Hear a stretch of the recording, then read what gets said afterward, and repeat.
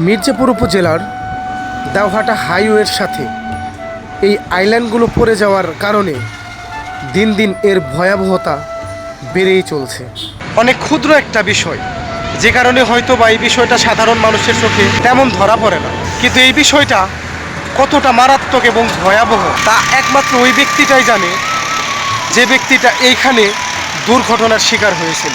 গত দুদিন আগে এখানে একটা মর্মান্তিক সড়ক দুর্ঘটনা ঘটেছে।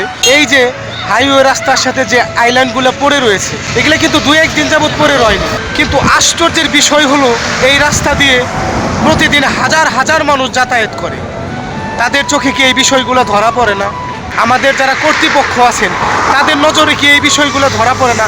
এটা তো কোনো গ্রামগঞ্জ বা মফস্বলের কোনো চিত্র নয়, এটা তদারকি করার মতো কোনো লোক নেই।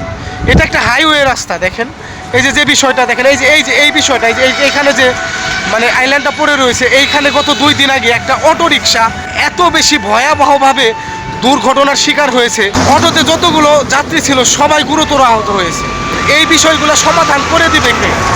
এই বিষয়গুলো সমাধান করে দেবার দায়িত্ব কার?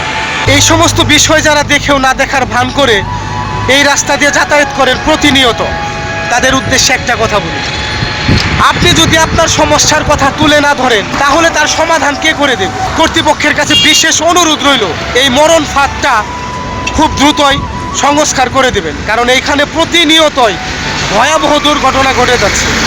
আর এই যে আইল্যান্ডগুলো প্রতিদিনই একটা একটা করে পড়ে যাচ্ছে, এই বিষয়ে আশা রাখি কর্তৃপক্ষের যে লোকজন আছেন তারা অবশ্যই এর একটা যথাযথ ব্যবস্থা নেবেন।